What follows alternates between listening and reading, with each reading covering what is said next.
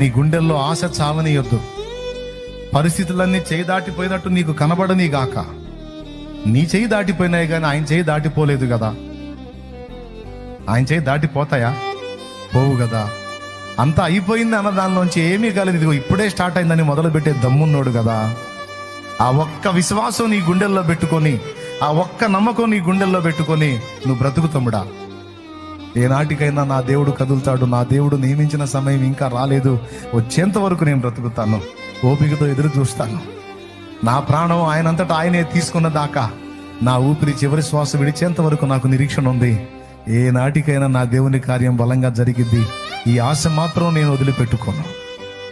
చెల్లి, ఈ ఆలోచన పోనీయొద్దమ్మా. శత్రువు నీకు నిరీక్షణ లేకుండా చేస్తాడు, విశ్వాసాన్ని బలహీనపరుస్తా.